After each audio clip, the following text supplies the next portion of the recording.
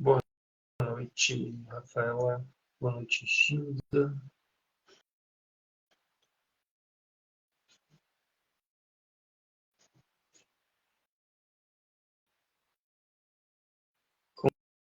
Convite enviado para a doutora Lilian. Boa noite, Natália. Maria Aparecida. Vamos ver quem mais está aqui. Boa noite, Cris.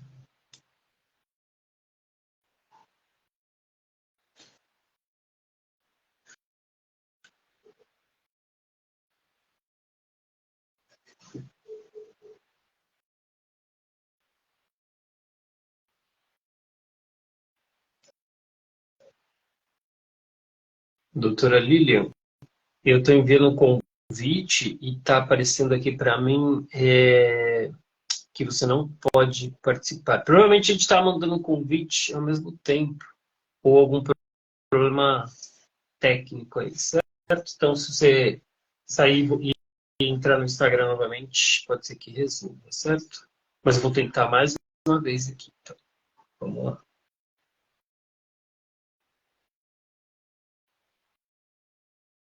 Pronto, convite encaminhado novamente. Vanessa Papini, online.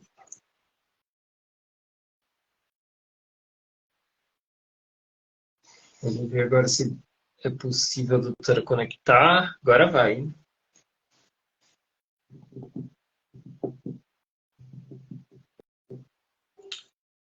Ó, então, perguntas sobre mioma, encaminho durante a live, vamos conversar aqui a respeito desse tema, que é o mioma, onde ele está localizado. Pronto, agora vai, doutora. Vamos lá, prontinho.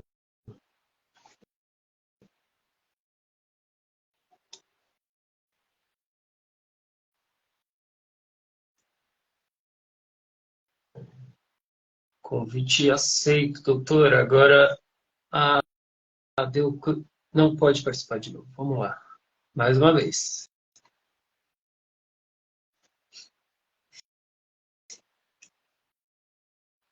Enviei novamente o convite para sua participação.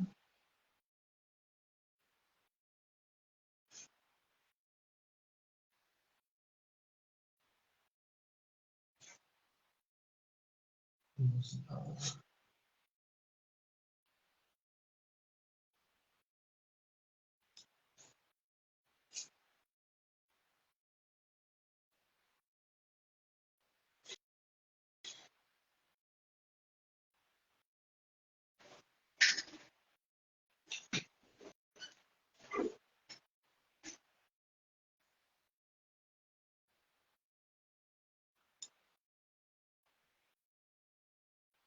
Ok, entrou novamente. Agora vai dar certo. Então, vou mandar o convite.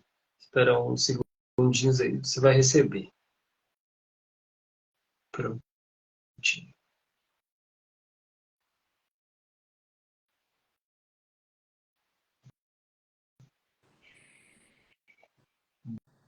Boa noite. Oi, Fernando. Acho que agora foi, né?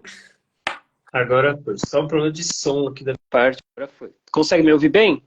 Eu ouço Ah, perfeitamente. então Você me ouve? perfeito. Agora sim, agora deu certo. Ufa. Boa.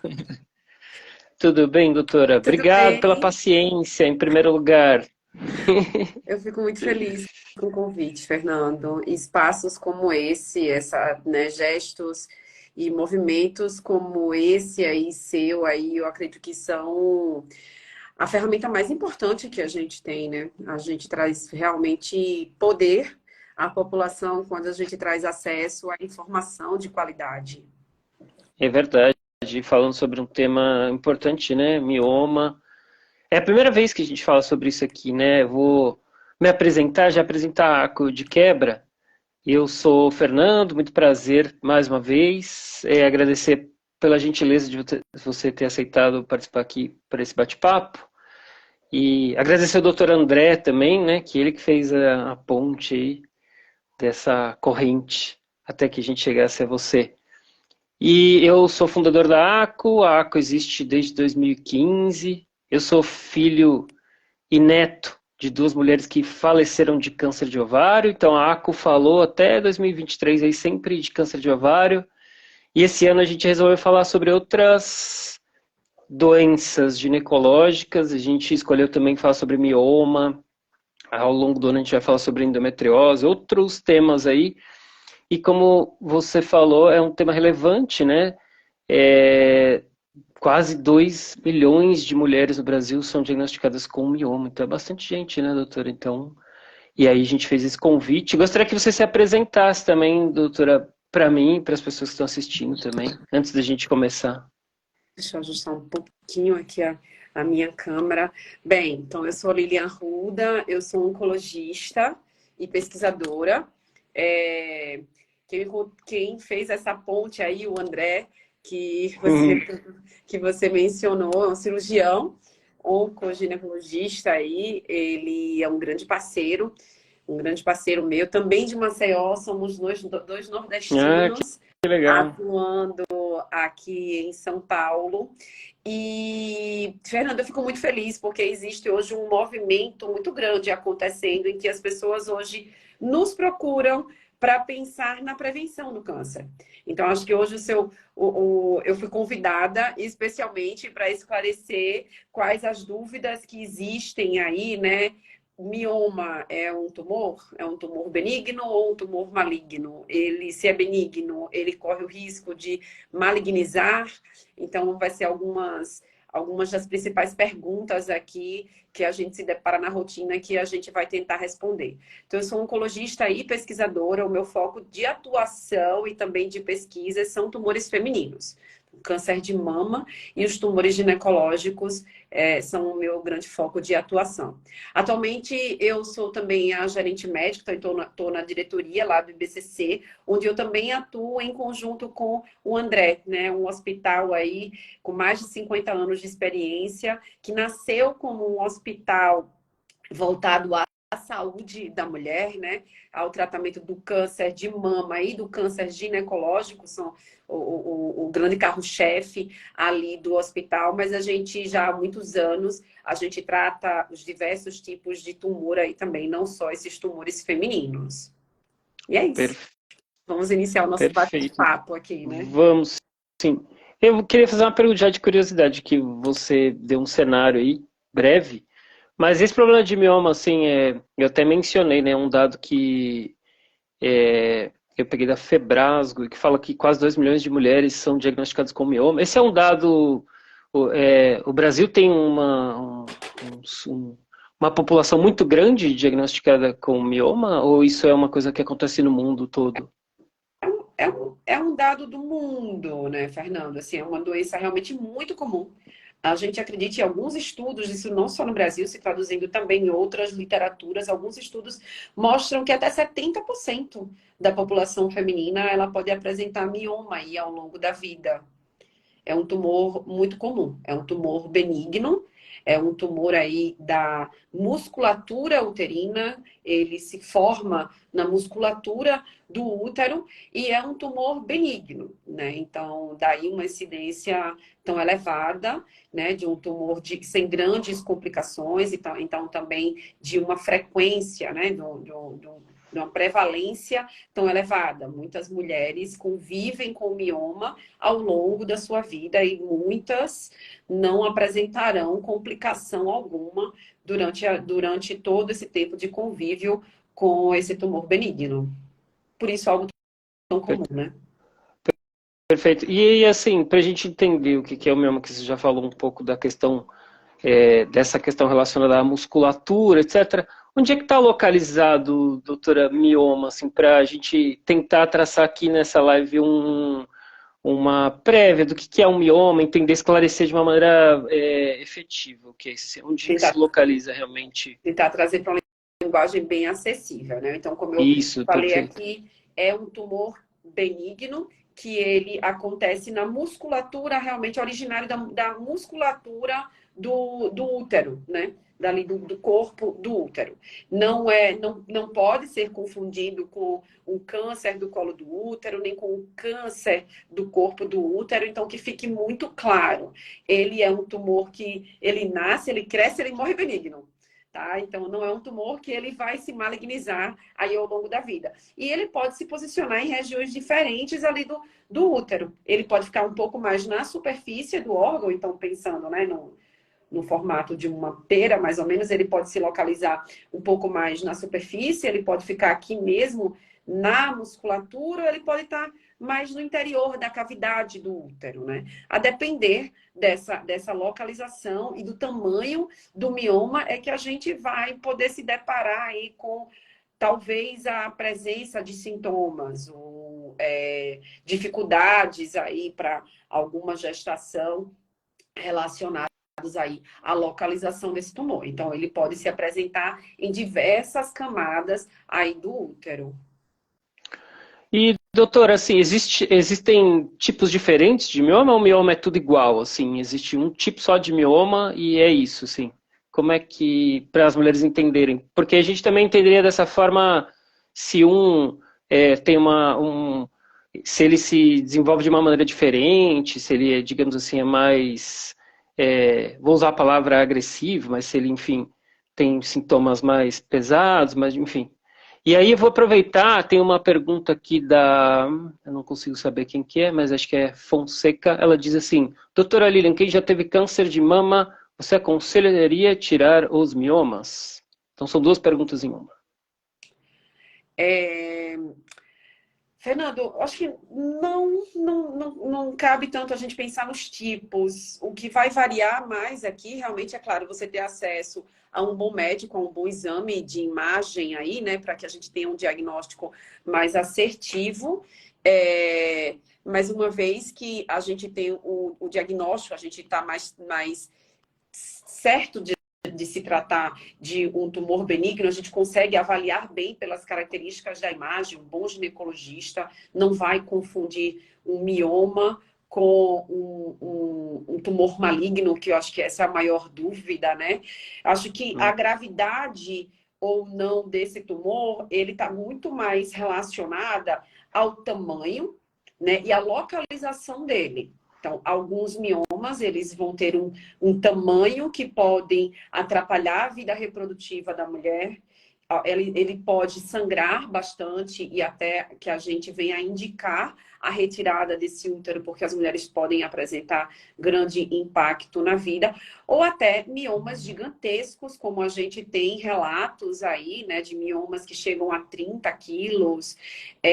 Ano passado foi descrito um mioma retirado, ressecado aqui no Brasil, que atingiu até o recorde no Guinness, né? Um mioma de 46 quilos foi ressecado numa paciente. Então, temos registros. Então, imagina, né, o impacto de uma mulher que está convivendo com massas volumosas no abdômen, e isso traz grandes repercussões orgânicas mesmo. Então, sensação de urgência para urinar, massas que podem estar ocupando toda a pelve ali, simulando até uma gestação mesmo, né?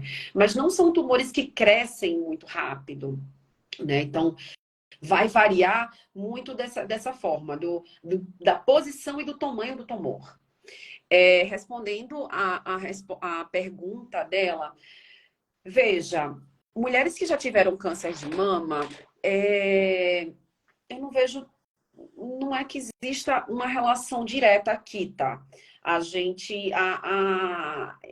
retirada, a ressecção desses miomas, eles não vão estar ligados diretamente ao diagnóstico aqui, ou passado do câncer de mama. Para falar em controle da doença, a gente fala aqui das medidas que a gente adota para as duas situações aqui, para a qualidade de vida. Hoje a gente fala muito, não tem como eu falar de tratamento do câncer de mama, nem para a sobrevida dessas mulheres após o tratamento, e não falar sobre os hábitos de vida. né? Não falar sobre dieta, não falar muito bem sobre prática de exercício físico, de controle do peso, né? De combate à obesidade e ao sedentarismo, que hoje se tornam e aparecem de maneira muito clara para a gente em todos os estudos como fatores de risco associados à recidiva do câncer de mama e também associados aqui com risco do desenvolvimento dos miomas. Mas talvez a pergunta dela aqui, eu estou tentando entender ainda o que ela está querendo dizer, talvez porque em alguns casos, para o controle dos miomas, está indicado o uso de anticoncepcionais ou de alguns hormônios que estarão contraindicados em mulheres que já trataram câncer de mama. Então, Fonseca... Esse pode ser o caso dela, por exemplo. Se você puder detalhar um pouco mais a sua pergunta aqui para a gente, eu acho que é nisso aí que você está querendo chegar, né? Então, talvez miomas mais volumosos, mais sintomáticos, em que a gente, né, tivesse indicando um tratamento com uma terapia endócrina aí dessa forma, não seria uma opção adequada. Então, talvez, se esse mioma está mais sintomático, partir para uma miomectomia ou para uma embolização. A gente pode falar um pouco mais sobre essas técnicas, mas eu precisaria avaliar um pouquinho mais com um pouco mais de detalhe o que você está querendo com a sua pergunta. Doutora, você comentou que o mioma ele tem um desenvolvimento lento, né? Mas, enfim, ele não é tão rápido, talvez. Então é possível que a mulher conviva com isso por muitos anos, assim, até que isso incomode de fato, até que ela perceba, isso é possível, por exemplo? Pode. Grande parte das mulheres, elas não apresentarão sintoma algum, né? Fernanda, eu particularmente tenho mioma e eu não tenho sintoma algum.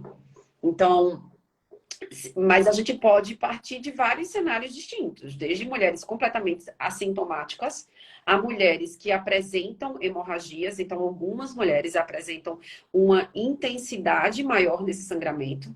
Então, eu já me deparei com pacientes com relato de que usavam fralda, porque absorvente não era o suficiente para conter o sangramento quando elas menstruavam. Então, tanto a intensidade como períodos de menstruação bem mais prolongados. Isso pode trazer para algumas mulheres anemia e, de fato, queda na sua produtividade, queda na qualidade de vida, por mulheres que estejam convivendo com a astenia provocada por anemia mais expressiva aí, né? Então, a gente tem todo esse cenário, desde mulheres que não sentem absolutamente nada, a mulheres que nos trarão um relato de que tem muita dor no momento em que elas têm uma relação sexual, urgência para urinar, dor ao urinar, mulheres que possam ter miomas volumosos que está preenchendo a cavidade do útero, isso pode provocar abortamento, um parto prematuro,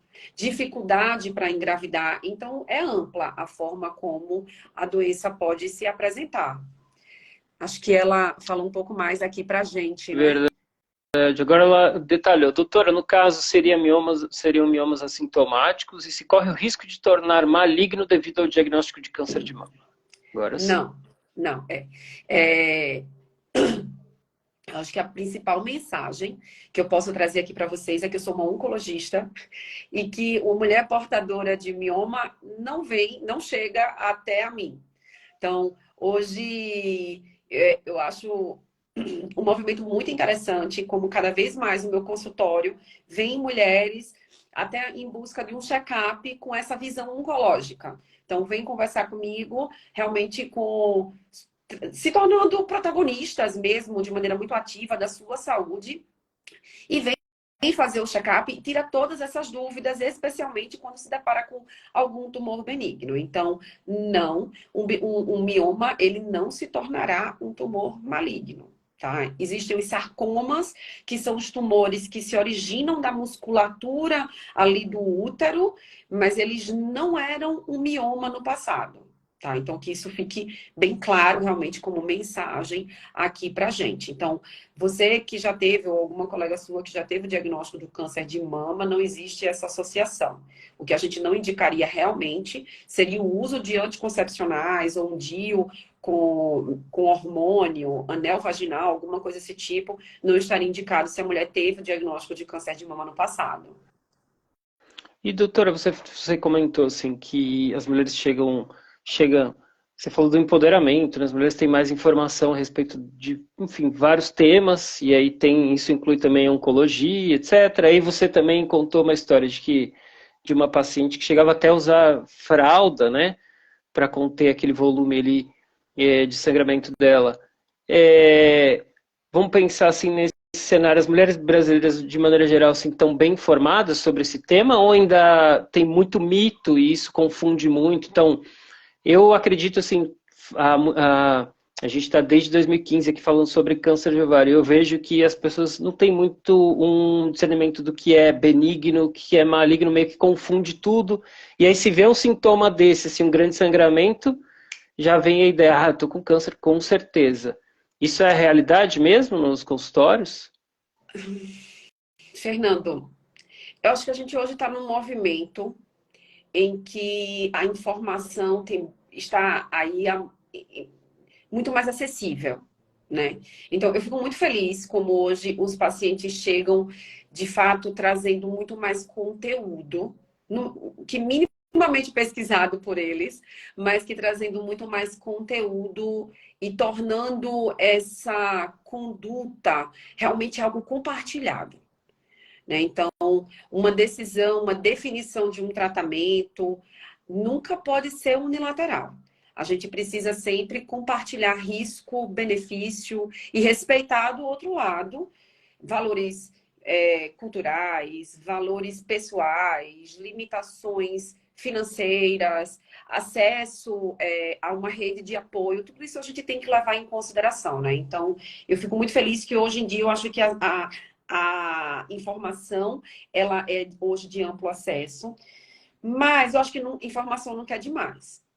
Eu acho que eu não chegaria a te falar que o assunto deixou de ser um mito ou que a qualidade da informação ela hoje se traduz em algo realmente jamais favorável. Eu acho que existe muito campo aí. Se eu for te responder, eu digo que existe um gap gigantesco em que a gente precisa atingir ainda muitas mulheres. Eu acho que quanto mais a gente falar aqui sobre a saúde feminina, a mulher precisa ter um médico para chamar de seu, não uma médica para chamar de sua.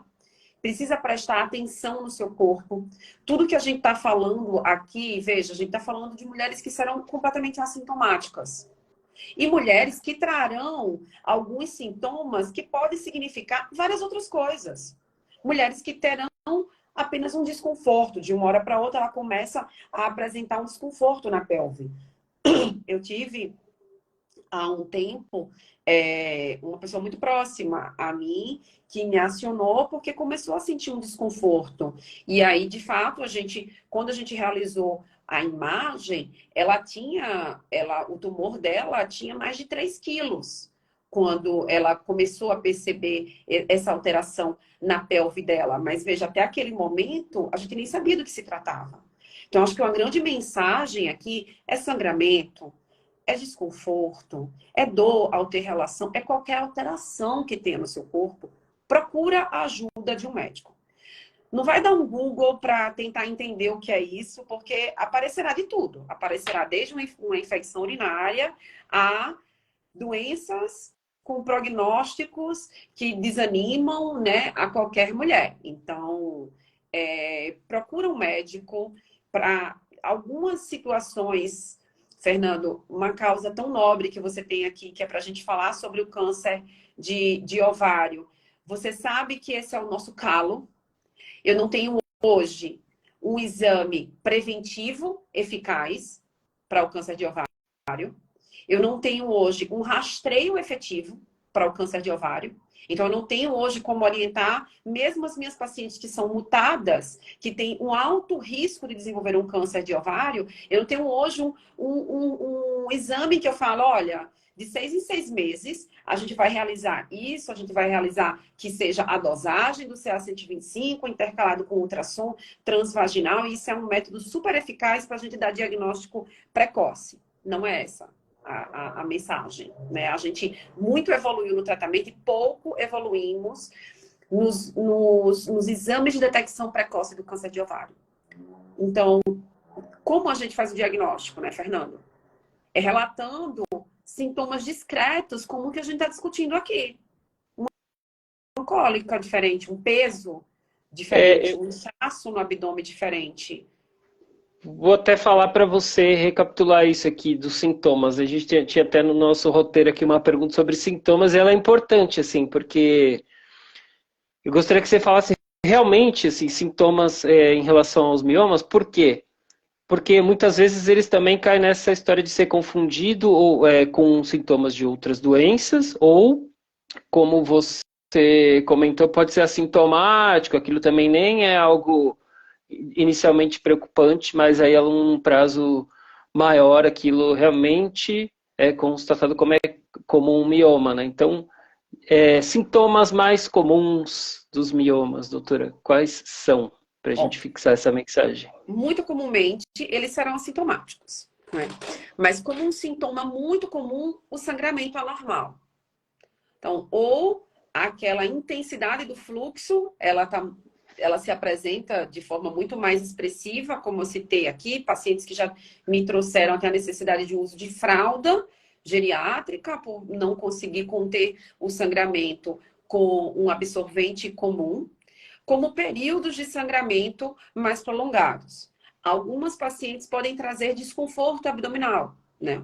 Um desconforto pélvico, cólicas. Pacientes podem trazer uma urgência para urinar, mais raramente dor para urinar. Dor quando na hora da atividade sexual. Então, é bem amplo, mas coisas mais inespecíficas. E o que a gente alerta aqui, até que eu achei muito interessante que você colocou na chamada, né? Não é um câncer, mas cuidado, né? A gente está aqui sempre levantando esse cuidado com a saúde da mulher, porque, por vezes, o diagnóstico ele demora por você normalizar algumas alterações do nosso corpo. E no que a gente está falando da pelve da mulher, a gente é muito amplo. Um desconforto pélvico. Um desconforto pélvico pode ser algo absolutamente normal, né? Sem grandes repercussões ali, mas essa mulher pode estar com infecção urinária, ela pode estar com uma infecção ali na pelve, né? Uma doença inflamatória pélvica, ela pode ter um tumor benigno, ela pode ter um tumor maligno. Então, é muito amplo. Então, alterações do ciclo menstrual, cólicas não habituais, dores abdominais não habituais, né? Desconfortos abdominais aí não habituais. Procure um médico, né? Procure uma médica para chamar de sua, né? Para fazer esse acompanhamento. Não deixe de fazer o exame preventivo que a gente tem, o Papa Nicolau. Perfeito. Pode falar sobre isso também, que é um tema importantíssimo. Esses dois assuntos não podem ser confundidos, né? Eles não podem ser confundidos. Mas o Papa Nicolau, ele é o que a gente tem hoje, sim, ao contrário do que eu falei aqui do câncer de ovário, em que a gente é carente desse exame que a gente possa indicar e dizer, olha, faz isso aqui que eu vou conseguir evitar. Falar sobre prevenção é difícil. Prevenção com relação aos mais diversos tumores, eu costumo sempre orientar. Uma vida anti-câncer é uma vida anti-doenças crônicas. Então, prática de exercício físico, dieta adequada, focar muito na nossa saúde mental, nossa saúde social, né? Controle do estresse, manejo do estresse, qualidade do sono, ingesta adequada de água, tudo que a gente tanto ouve, isso de fato, os números aí, os dados só nos provam cada dia mais a correlação entre doenças crônicas e, inclusive, o câncer.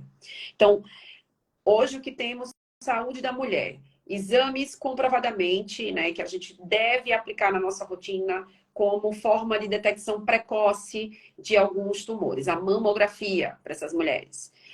Papa Nicolau para as nossas mulheres também. São para a gente chamar a atenção dos tumores mais incidentes na população feminina. Esses dois métodos são comprovadamente eficazes na detecção de tumores de maneira muito precoce. O Papa Nicolau, ele é capaz de detectar lesões aí ainda pré-cancerígenas. A gente precisa tocar na tecla da vacina. Antes de tudo, vamos evitar. Né? Então, vacina para a nossa população. Ela está aí, ela é gratuita. Vamos ampliar o acesso à vacina. Vacina é sempre um tema que, às vezes, toca em alguma polêmica, né, Fernando? Sempre que eu posto, alguém se manifesta. Mas você já ouviu falar que tem um pesquisador relatando inúmeros casos de efeito colateral X, Y relacionado a essa vacina? A vacina é segura. Lília, isso significa que não existe nenhum evento adverso relacionado à vacina? Não, não estou dizendo isso. Existem eventos adversos relacionados a tudo que a gente tem aí à disposição como forma de tratamento ou como forma de prevenção, não é? Mas a vacina, ela é uma vacina eficaz e uma vacina segura. E a vacina tá tendo uma adesão de acordo com o esperado em relação à vacina no Brasil, doutora? Desculpe, eu estava lendo aqui a Natália falando, a vacina o quê, Fernando? Eu estou te perguntando se no Brasil a adesão em relação à vacina ficou de acordo com o esperado ou ainda é abaixo da expectativa? Eu preciso só levantar, Fernando, quais eram os nossos últimos números aí, mas é muito abaixo do esperado. A vacina, ela é gratuita e nos últimos anos a gente passou aí por um grande movimento aí de Antivacina. Antivacina. A gente pôde presenciar aí o retorno de algumas infecções que a gente já não notificava de maneira significativa, né? Sarampo, enfim, retorno de algumas infecções aí por não adesão à vacina, em um movimento que infelizmente cresceu antes mesmo da pandemia, antes mesmo da polêmica que foi aí na fase da pandemia, né? Mas, infelizmente, a gente tem aí a ideia da vacina associada a vários mitos. Então, o que chegam para mim? Lilian, desculpe, apagou aqui o meu... Sem problema, tá muito escuro? Será que dá para continuar assim? Dá, eu consigo Tá bom? ver perfeitamente, tá? Tá ok. Então, temas do tipo que sempre aparecem até aqui como feedback, tá? Ai, mas eu acredito que vacinar a minha filha antes ou até o meu filho, porque sempre esse mito envolve muito mais o sexo feminino, né? Vacinar a minha filha antes da puberdade, eu estou sexualizando, eu estou estimulando o início da atividade sexual. São coisas assim que não dá nem pra gente conceber, né, Fernanda? E aí, eu me prontifico a responder cada uma desses questionamentos, porque, gente, olha só, por que a gente vacina antes da puberdade? Por que a gente vacina antes do início da vida sexual desse garoto e dessa garota? Primeiro, os estudos nos provam que quanto mais jovem, maior é essa capacidade imunogênica. Ou seja, maior é a eficácia da vacina. Você vai vacinar aquela criança e maior é a chance dela ficar imune. Então, no dia em que ela tiver contato com o vírus, ela estará imune. A gente consegue aumentar a chance dela estar imune. E antes, também por isso. Porque ela já estará imune no dia que ela tiver contato, né? Eu tive uma experiência muito, muito bacana. Uma mãe que entrou em contato comigo via Instagram, num post que eu fiz sobre a vacina do HPV, e ela de maneira muito bonita, se abriu para mim. Ela tá chegando a época, né? Já tá na fase, e eu queria muito tirar essa dúvida. Eu realmente preciso vaciná-la antes agora de iniciar a atividade sexual, e eu expliquei tudo isso a ela, e foi muito bacana porque uns 15 dias depois ela me respondeu de novo, falando que a filha dela já estava vacinada. Então, se uma pessoa a gente conseguir tocar dessa forma, a gente está Dá atingindo certo, é um vários aí. sucesso, é verdade, é verdade. Porque essa, ainda mais, imagina, né? Essa menina pode mobilizar a própria, suas amigas, etc. Aí coisa, né, é assim que flui. Mas a gente acho que é um pouco de tudo, né? Tem essa questão, falta campanha mesmo, e aí é uma questão que a gente precisa cobrar autoridades, e também tem outro lado, que é um combate que a gente precisa fazer, que em relação a essa questão científica que nos últimos tempos ficou, digamos assim, negada, e aí a gente ainda tem alguns resquícios, né? A gente sofreu É, bastante. Tem outros mitos também relacionados. Se fala muito sobre algumas sequelas neurológicas, crises convulsivas. Tem alguns relatos, mas eu acredito que uma grande barreira seja essa de incentivar a atividade sexual, porque você está vacinando uma criança. Imagina, não faz o menor sentido. não mesmo. Fernando, eu estou vendo aqui que a Natália mandou para a gente Vamos também lá. um comentário bem interessante. Ela fala assim: os sintomas descritos aqui eram os que eu sentia, e com muito custo eu consegui provar para a equipe médica que não era só um mioma. Acabou se revelando justamente um sarcoma. Natália, o que eu não sei se você está aqui desde o iniciozinho, mas o que eu agradeci a oportunidade ao Fernando é que eu acho que momentos como esse aqui, eles são valiosíssimos, porque hoje eu defendo uma população que seja munida realmente de informação, que as mulheres tenham o posicionamento que você teve, né? E que bom que você sustentou que, olha, o meu corpo não está normal, o meu corpo tem uma alteração e eu preciso que seja melhor investigada, né? Que você seja protagonista, de fato, da sua saúde, né? Que a gente não ignore, não se deixe também ser levado por diagnósticos equivocados, hipóteses equivocadas. Ela é um excelente caso, né? A gente sempre fala assim, ó, conheça seu corpo, fica presta atenção nos sintomas. Ela provavelmente tinha um bom conhecimento do próprio corpo, da própria saúde, e aí, enfim, acho que graças à insistência dela, ela foi. Ela até usou essa palavra, né? Tive que provar para os médicos que não era um mioma, né? Mas é isso, às vezes pode mudar de médico, enfim, ter uma outra opinião. São vários fatores, mas ela é um excelente exemplo de alguém bem empoderado, e é tudo que a gente precisa aqui nisso, né? Doutora, eu vou voltar para a questão dos miomas. Então, a gente aprendeu aqui, ó, mioma não é câncer, ele não vai evoluir. Você falou sobre os sintomas, eu gostaria que você falasse por que eles aparecem na mulher. Tem questão hereditária nessa história toda, ou isso não tem nada a ver? Quais são os fatores aí do surgimento dos miomas? Fernando, a gente não conhece muito bem o mecanismo exato, né? Mas a gente entende alguns fatores que estão associados. Então, com relação à raça, o que a gente tem de números aí, que a incidência realmente é maior em mulheres asiáticas e mulheres negras, que existem alguns fatores hereditários aí, então, mulheres que têm como história aí que sua mãe, suas tias, né, tiveram mioma, essas mulheres se entende que pode ter uma carga genética aí envolvida. Mas o que é muito importante também a gente entender é que tem influência epigenética aí na jogada. O que seria isso? Né? O que é essa influência epigenética, que também é um assunto que está tão em alta? Significa que os fatores ambientais, os nossos hábitos de vida, os nossos fatores ambientais, eles são capazes de ativar ou desativar os nossos genes. Genes do bem e genes do mal. Ativa genes do mal, desativa genes do mal, né?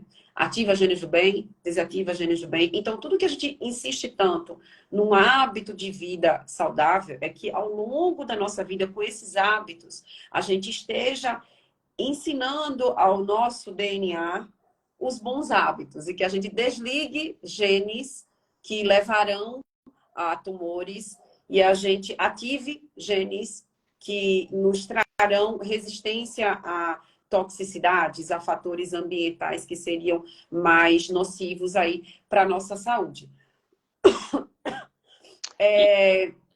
Pode falar. Eu ia perguntar, Luísa, isso é uma coisa complexa, né? Porque, por exemplo, quando a gente fala assim, você mencionou mais de uma vez isso, né? Tem a ver com o estilo de vida e tal. Então, o sono, a qualidade de alimentação, qualidade de exercício físico, é meio que um equilíbrio, além de ter as informações. Então, precisa ter as informações, isso para várias doenças, né? Mas, enfim, como a gente está falando aqui de uma específica, vamos mencionar essa, assim. Então, é a informação e vários desses outros fatores, assim. Mas a gente sabe que na prática, uma coisa é a parte teórica disso, outra coisa é aplicada, assim.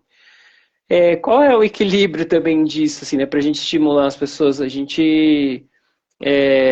que é de verdade ter uma qualidade de vida que equilibra tudo isso, assim, sem ter digamos assim, porque isso também às vezes é associado a altos custos financeiros, etc. Como é que você, doutora Lília, enxerga essa questão, assim, de maneira prática? Fernando, você tocou num ponto doloroso, de fato. Né? É Porque verdade. eu vou te falar que eu consigo prescrever medicação que o paciente vai tomar de 4 em 4 horas. E é mais fácil eu prescrever uma medicação de adesão, assim, de posologia desagradável, que você tem de 4 em 4 horas colocar um alarme. É mais fácil do que muitos pacientes mudarem a chave da prática de exercício físico, por exemplo. E aí você toca numa questão ainda mais delicada. Não é só, para muitos, não é só mudar uma chave. Para alguns pacientes, ele não tem como executar aquilo, né?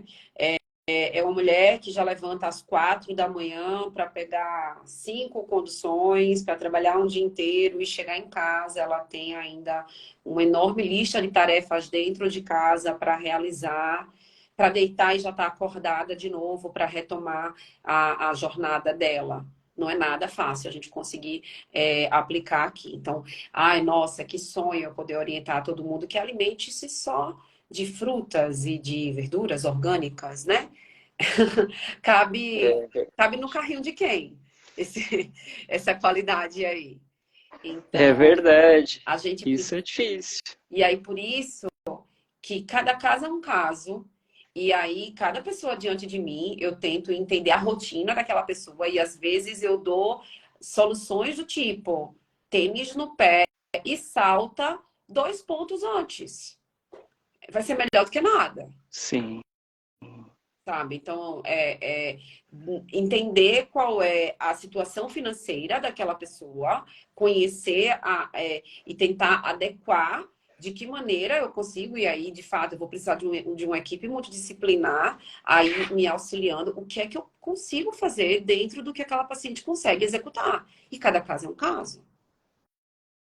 E, doutor, agora eu vou ver uma outra ideia aqui que completamente fora dessa história aqui.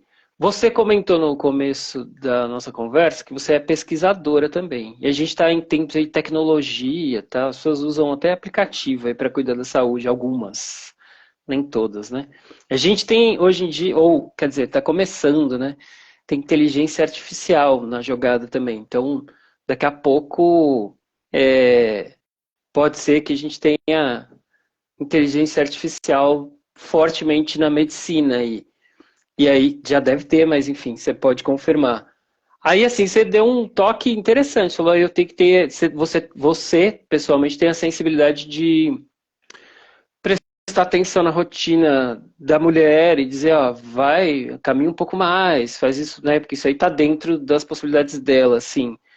E aí a minha pergunta é a seguinte, assim, nesse cenário que inclui tecnologia, um monte de coisa nova, tudo mais, é esse papel que você tem, que é bem personalizado, é bem fundamental, né, para fazer essa virada de chave que você mencionou várias vezes aqui. Eu acho que a gente tem a tecnologia a nosso favor, ela já é muito aplicada na medicina. Eu acho que o médico que não entender que precisa lidar com a máquina, esse médico esquece, está parado no tempo e vai perder para a máquina, tá? Porque a máquina não vai tomar o nosso lugar, a máquina é incapaz de juntar todas essas pecinhas. Então, às vezes você me pergunta, e aí, o médico, a máquina vai substituir o médico? Vai, em inúmeras tarefas, mas vai ao nosso favor. Se a gente souber utilizar, a gente vai errar menos. A gente vai otimizar o nosso tempo. Eu vou dedicar o meu tempo a ouvir mais a minha paciente. Porque a máquina vai me dar respostas mais prontas. Então, hoje, eu tenho ferramentas que não me fazem mais perder tanto tempo preparando um relatório médico. Eu digito lá, pá, pá, pá, pá. Em 3 segundos eu tenho um relatório pronto. Eu estava semana passada com uma paciente que disse, doutora, me ajuda a escrever aqui qual o objetivo desse documento. É um liminar, assim, assim, assada.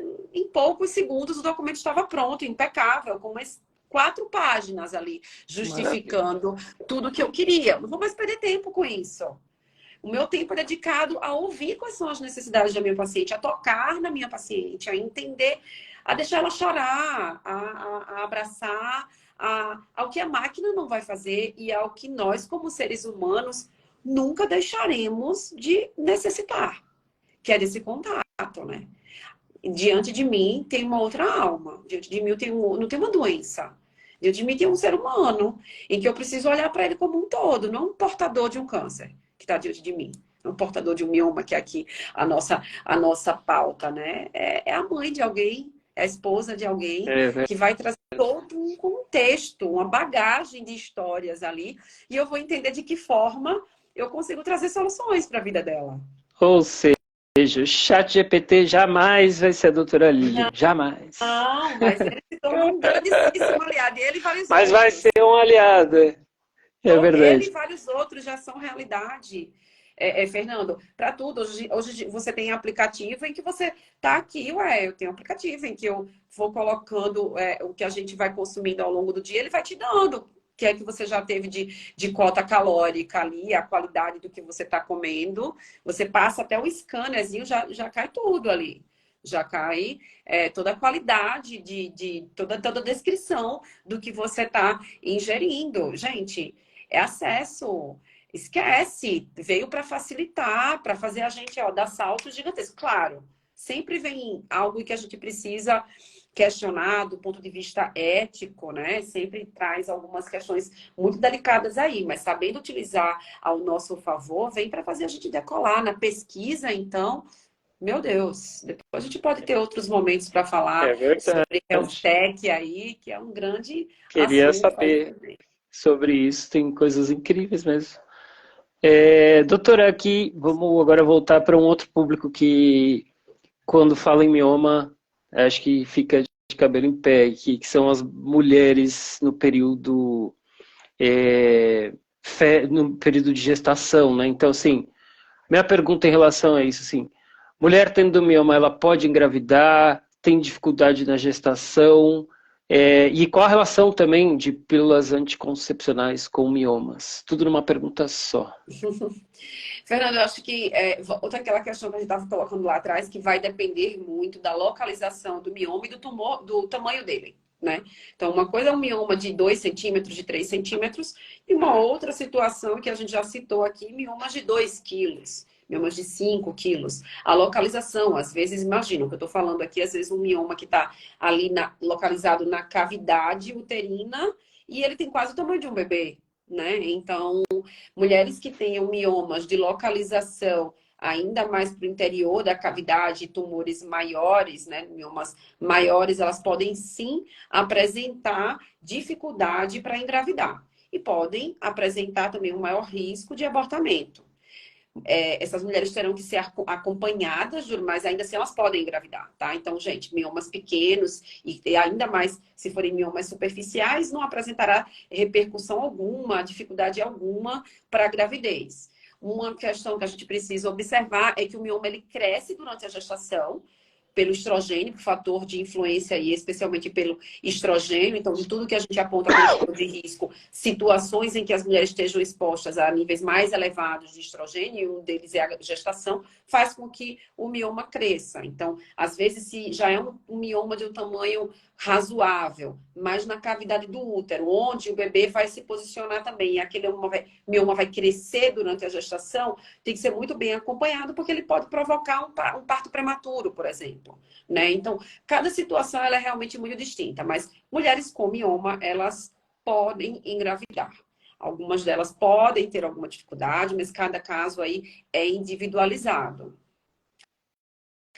Pílulas anticoncepcionais. Muitas vezes elas são uma opção de tratamento até, né, para os miomas. A gente precisa avaliar aí caso a caso, mas terapias endócrinas, o DIU, por vezes adesivos transdérmicos, algumas vezes são utilizados análogos de LH-RH, então algumas estratégias medicamentosas e terapias endócrinas aí são utilizadas para o controle dos miomas. E, doutora, você falou de pílula anticoncepcional, me ocorreu aqui, assim, existe, por exemplo, nesses estudos, alguma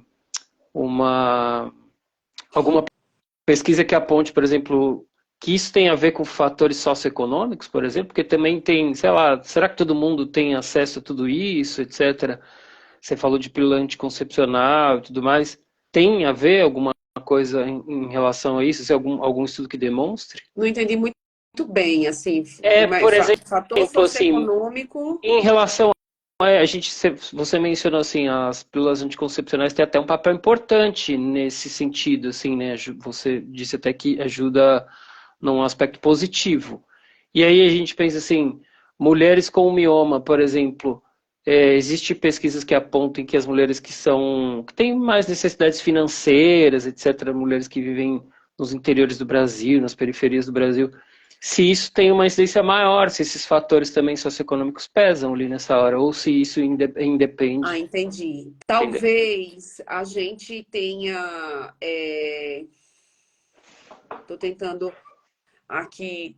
Porque, veja, o sedentarismo, a obesidade por vezes, ela está relacionada a fatores socioeconômicos, né? A qualidade da alimentação, de fato. Acho que está muito mais relacionado ao impacto na vida, realmente, esses hábitos de vida da população, como um maior risco a essa incidência. De fato, sim. E eu acho que, mas o que trazendo acho que como o maior ponto de discussão aqui, Fernando, talvez o acesso dessas pacientes a quando elas apresentam algum sintoma, elas têm mais dificuldade de acesso para um tratamento numa fase mais precoce. Então, talvez esses casos em que a gente notifica aqui que a gente, né, fica impactado de tumores de 10 quilos, de 15 quilos, de 20 quilos, eles sejam, de fato, muito mais comum em população que não tem tanto acesso à saúde, né? Porque uma mulher que nota a sua barriga crescer e ao ponto de um tumor, ele ter 10 quilos, 30 quilos, é uma mulher que certamente ela tem dificuldade de acesso a um profissional para conduzi-la, né? Para entender que aquilo ali tem algo diferente acontecendo com ela. Entendi. Acho que você deve notar muito mais impacto no acesso. Perfeito. E, doutora, tratamento, fala de tratamento agora de mioma, assim.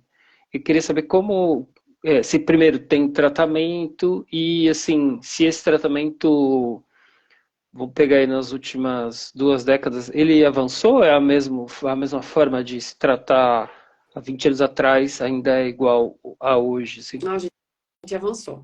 A gente avançou com técnicas que são minimamente invasivas, né? Então, assim,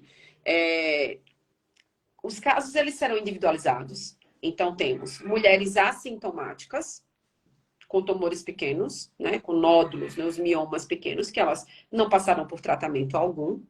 Como eu coloquei aqui mesmo, eu mesma tenho um mioma e eu acompanho ele há anos. Ele aumentou nas minhas 2 gestações, ele reduziu depois e não me causa impacto algum na vida. Tem mulheres que são sintomáticas, né? Mulheres que são sintomáticas. E aí vai depender da intensidade desses sintomas, do tamanho desse mioma, da localização desse mioma. Então, por vezes, casos mais brandos, a gente vai adotar terapias medicamentosas, né? Então, uso de pílula, DIU, anel vaginal, adesivos transdérmicos, técnicas hormonais aí para conduzir o tratamento desse mioma. Alguns podem ser refratários a essas medidas. E aí, então, a gente pode pensar desde tratamentos cirúrgicos, né? A embolização também, esse nome parece esquisito, mas a técnica não é tão esquisita. É como o famoso cateterismo, que, né, já é de mais amplo acesso a todos o que é o cateterismo, em que o médico acessa o vaso pela virilha da mulher e ele chega aos vasos que nutrem o mioma. E ali ele solta partículas dentro do vaso e ele obstrui. Então, uma vez que o mioma não tem mais os vasos que nutrem ele, ele regride. Então, essa é a técnica da embolização. É uma técnica mais nova. Isso já é um avanço. A gente pode ter ressecções cirúrgicas. Então, entra com uma câmara no útero, por exemplo, e faz o que se chama de miomectomia, resseca aquele mioma. Até casos em que a gente indica aquelas mulheres que têm grandes volumes de hemorragia, são refratárias ao uso de medicamento, em que a gente indica a retirada do útero mesmo, né? Esterectomia para essas pacientes como uma forma de controle, né, das repercussões que o mioma pode estar causando na vida dela. E, doutora, queria saber a relação, por exemplo, o que estudos dizem sobre dieta e risco de mioma uterino? Tem relação isso? Fernando, cada vez mais eu te falo que nós somos o que a gente come, né? Que não tem como a gente falar sobre incidência de qualquer. Eu te desafio a falar sobre qualquer doença crônica, sobre qualquer. E a gente nunca fale de um fator, né, de alimentação aí envolvido, né? Então, o que a gente come é capaz de gerar um ambiente inflamatório no nosso organismo ou não. Obesidade. A gente precisa tratar com muito carinho, óbvio, né? A gente precisa olhar com muito acolhimento, mas a gente precisa combater, né? Acolher e combater, porque o ambiente da obesidade é um ambiente inflamatório, que permite, né, que desenvolve doenças crônicas. Então, câncer, diabetes, hipertensão e por aí vai. Então, a dieta, a prática de exercício físico e a dieta são duas situações aí que estão diretamente relacionadas. Então, o que muito se traz aí sobre mioma e alimentação. Veja, nós não conhecemos muito bem o mecanismo, mas a gente já entende que os miomas eles sofrem influência de hormônios femininos, então, especialmente de estrogênio e progesterona. O estrogênio está muito relacionado à obesidade. Então, alimentos com alto índice glicêmico, né? Doces, farinha branca, o pão, né? Né?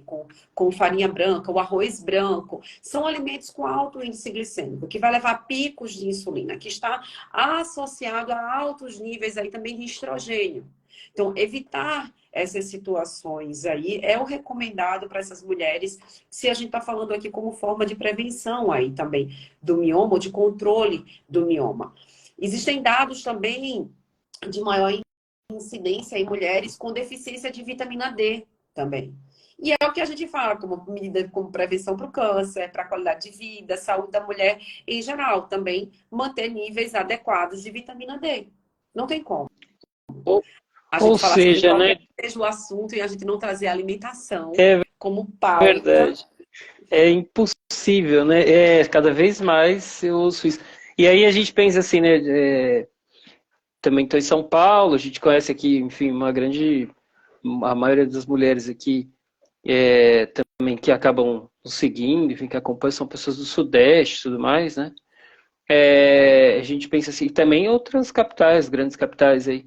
Difícil, né? Questão da vitamina D, questão do qualidade de vida, questão da alimentação, né, que está relacionada, é um negócio, é difícil isso, né? Complexo, porque é um fator que extrapola aí o campo da medicina, né? Vai para um outro campo aí que eu acho que fica bem, bem difícil. Ao mesmo tempo que é difícil, enfim, também, de certa forma, não completamente, também é algo que tem a ver com mudança de hábito e tudo mais, né? Fernando, eu acho que, assim, A opção fácil, sem esforço, tá pronto, ela quase nunca existe, né?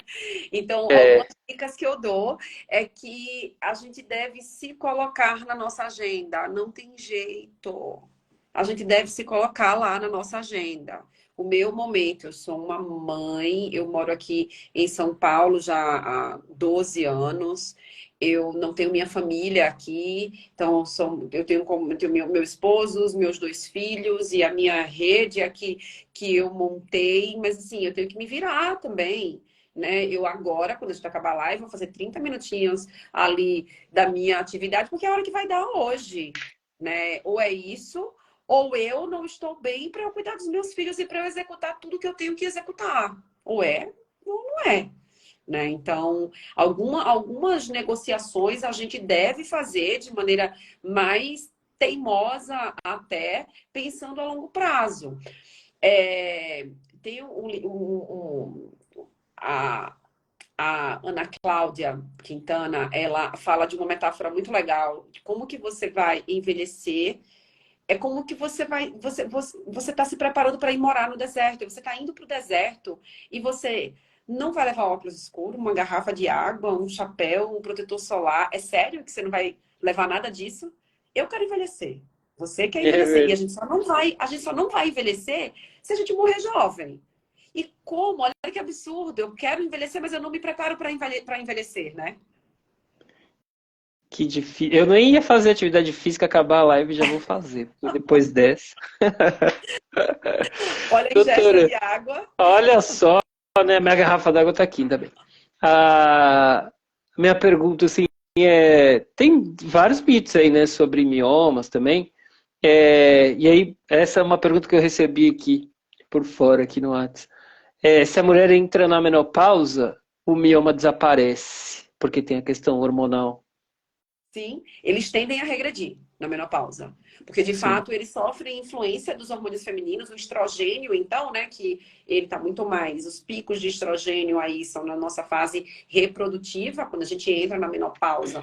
Notadamente, a gente idosa, o estrogênio ele está suprimido e, de fato, os miomas tendem a regredir quando as mulheres entram na menopausa. Isso é uma verdade de Ah, fato. perfeito. Não é um mito, Isso faz não. sentido. Tem que ter uma notícia boa, assim, em relação a alguma coisa, né? Pelo menos. Brincadeira. Mas Mas, somos ô, cheios de doutora, notícias cheio boas de aqui, né? notícia boa, brincadeira. É só pra gente sair dessa. É, em relação ao mioma, acho que a gente explicou bem, assim, sobre tratamento, sobre diagnóstico. Faltou a gente abordar algum tema que, na sua visão, é importante, que a gente tenha, porventura, ter esquecido aqui?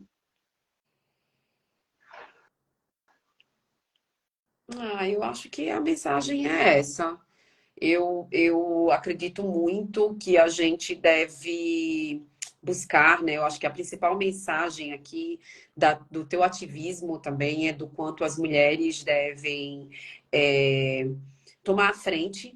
Eu achei bárbaro aqui o que a nossa espectadora pôde compartilhar aqui com a gente, que ela lutou pelo diagnóstico dela, se É verdade. posicionou e ela até utilizou o termo de que ela teve que provar. Eu acho isso fantástico. Eu acho que é o que a gente pode trazer de maior benefício aqui para quem está nos assistindo, com o objetivo. Acho que a gente está aqui na rede com esse objetivo, não é, Fernando? Para trazer empoderamento. Eu nem gosto muito dessa palavra, eu acho que foi muito banalizada, mas É, trazer poder realmente para a população, porque informação de qualidade, com embasamento científico, é poder de fato. Né? Acho que poder esclarecer mensagens equivocadas aí, eu acho que existem tantas mensagens distorcidas, infelizmente. Acho que as redes estão poluídas de tanta distorção, de tanto julgamento, tanta acusação, que eu me sinto na obrigação de estar aqui, de poder contribuir de alguma forma, né, e poder ajudar, que a gente, uma pessoa que a gente toque, vai tocar mais uma, vai tocar mais uma, e assim a gente propaga. Eu queria te parabenizar por ser muito filho, por ser obrigado. neto, e daí você ter se tornado um ativista. É verdade. Tô aí, recebo várias críticas aqui também. Ah, você faz isso, você não sabe o que faz. você faz isso, você não faz aquilo, você não tem noção, é muita... Mas tem muita crítica, mas faz alguém tem que falar parte. alguma coisa sobre você não tem lugar de fala? Não, né? Porque eu acho Não, maravilhoso. não, não, não. As pessoas acham que... É verdade, isso chama atenção também, né? No início era um fator que até me incomodava, que eu falo, putz, eu vou entrar num campo aqui. Mas agora não, enfim, já tem 8 anos que eu falo sobre isso, então eu vou usar essa palavra que você não gosta, eu também não gosto. Acabei me empoderando com isso e tal. E aí virou, enfim, faz parte. Assim, quem conhece o trabalho que é feito sabe que é feito com seriedade e com muita dedicação mesmo, né? E eu acabei, enfim, tomando gosto por isso. E aí quebrou essa história, acabou. Então as críticas são para outro lado, né? Porque as pessoas sempre esperam. Eu vou até fazer essa pergunta, prometo que é a última, assim, mas tem a ver com isso que eu vou dizer, assim.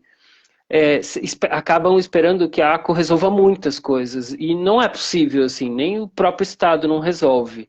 E aí é muito difícil. Então, que as organizações, imagina organizações pequenas, como é o nosso caso. Então, a gente trabalha com o que a gente tem de recurso. A informação é um recurso poderoso e a gente está aí, vamos lá. Então, utilizar a partir disso, tudo bem. E aí, só que isso gera uma expectativa. As pessoas querem que a gente consiga medicamento. Acho honesto até, é legítimo, vai, que a pessoa queira isso, mas não dá para a gente resolver todos os problemas, né? Assim como você no consultório, se alguém te mandar um direct, te perguntar, eventualmente você pode responder, você não vai poder fazer uma consulta pelo direct, não vai poder, sabe? Então tem as capacidades é, de realização mesmo, de execução da coisa, tal. Tem outros fatores, né, que são desconhecidos. Mas a minha pergunta final é assim, né? O SUS, esse cenário todo, e eu ia esquecendo essa pergunta que é importante e é delicada também, né? E tem a ver com o que a gente está dizendo. O SUS, né? É, esse cenário todo que a gente contextualizou e o SUS são duas realidades muito, vou usar assim, é um abismo muito grande entre uma realidade da saúde particular, do SUS, dentro desse cenário aqui que a gente falou durante 1 hora praticamente. Ai, Né? Fernando, infelizmente a gente ainda nota que sim, né? Sabe que, falando especificamente de câncer, temos 2 leis aí que é importantíssimo que todos tenham acesso também. A lei dos 30 dias, em que entre a suspeita e a confirmação de um câncer é lei, isso deve acontecer dentro de 30 dias. E temos também a lei dos 60 dias, em que entre o diagnóstico e o início do tratamento decorram no máximo 60 dias.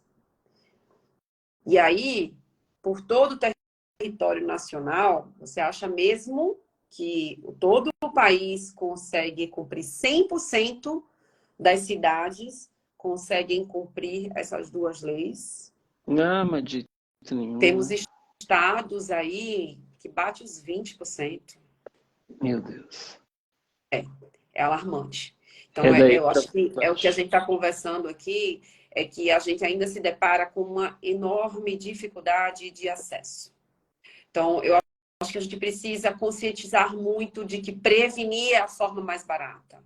Prevenir é a forma mais eficaz, né? Prevenir é a forma que nos traz o melhor prognóstico. Porque, infelizmente, acesso ainda é um grande calo da gente no SUS, né? Eu atuo muito no SUS, né? Eu tenho um caso de amor pelo SUS. Eu fiz toda a minha formação em universidade pública, as minhas residências em instituições públicas, e eu nunca larguei o SUS até hoje. E como pesquisadora, eu te falo que eu tenho geralmente, todos os anos, assim, mais ou menos a minha métrica, 70% dos meus pacientes, eles vêm de instituições públicas. Isso me deixa felicíssima, porque eu acredito muito na pesquisa clínica como uma forma de acesso a tratamento. A gente dá acesso, a gente dá oportunidade a tratamentos que nem os pacientes da saúde suplementar têm acesso ainda, através de pesquisa clínica. Olha só. Imunoterapia, quando poucos pacientes usavam até no convênio, muitos dos meus pacientes já usavam através de pesquisa clínica. Eu tenho Que inúmeras maravilha. pacientes aí com longa sobrevida, porque tiveram acesso à medicação que nem meus pacientes do convênio utilizavam. Então, eu penso, se você me perguntar, Aline, o que é que você sonha aí da pesquisa clínica? Eu quero levar a pesquisa clínica para os 200 milhões de brasileiros. O Fernando, eu perdi meu pai há 2 anos para um câncer de pâncreas. E quando meu pai teve o diagnóstico, a primeira coisa que eu fiz foi, Cata, aí para o meu time, assim, eu nem conseguia raciocinar. O que tem de protocolo que é possível para ele? Eu sou uma pesquisadora, eu lido com isso, que foi a primeira opção de tratamento que eu pensei para o meu pai. Então, assim, se eu desejo para o meu pai, eu desejo para todo mundo. É isso. E meus sentimentos pela perda do seu pai. E é para ficar claro, né? Às vezes a pessoa assim pensa, médico, tá, mas isso eu tenho conversado cada vez mais com médicos, ou é a pessoa que acabou passando por um tratamento de câncer, ou alguém familiar, etc. Então é uma dor de todos aí, né? Então a gente tem que realmente se mobilizar fortemente com essa questão também, né? Doutora, você gostou de participar dessa live Nossa, aqui? adorei. Estou muito honrada. Eu acho incrível um Eu também, homem à frente da ACO. é Acho verdade. incrível. Eu quero homens falando sobre feminismo, eu quero homens falando sobre É a mesmo, saúde feminina. é verdade. A gente tem que tomar todos os temas, né, possíveis. Isso é uma quebra de tabu também, enfim, e por aí vai. Mas é isso, assim. Então, eu também adorei. Espero que a gente fale ainda esse ano, numa outra live, né? Quem sabe? Fernanda, eu estou à E disposição. muito Acho que a obrigado. gente pode construir muita coisa junto. Eu estou à disposição de todos aí. Vocês estão vendo aí também qual é o meu Instagram e no que eu puder ajudar, eu estou aqui. Eu tenho um maravilhoso aqui que entrou. E a pesquisa clínica salva demais, sou um exemplo. Ele é um exemplo mesmo, é dos meus melhores É exemplos mesmo. da Ah, vida, pronto. da minha vida inteira. Essa pessoa que está falando aí. Não tem um lugar em que eu vá falar sobre pesquisa que eu não fale de Não você. fale de quem é, só para eu Ele não falou conheço, então só com a pra saber. gente, ó, o Alexandre. Ele, Nossa Senhora. ele é um pesquisador clínico também, é isso? Não. Ele foi voluntário de pesquisa Ah, um clínica. voluntário. Ah, então, olha, pode ter. Depois pode mandar um direct aí, a gente conversa, Fala Alexandre. aqui, Vamos botar você Alexandre. numa live aqui, para você dar. A Traz gente ele falou para da teoria, eu falo falar. da prática. Maravilhoso, Não é verdade? maravilhoso. Maravilha, maravilha. Então tá bom, doutora, eu vou salvar essa live aqui. Obrigado a todos também que assistiram. E a gente manda para um monte de gente depois que tiver salvo aí. Tá bom? Fernando, obrigada. Eu fico muito honrada e estou à disposição de verdade, de coração. Muito obrigado. Boa noite a todos. Boa noite, gente.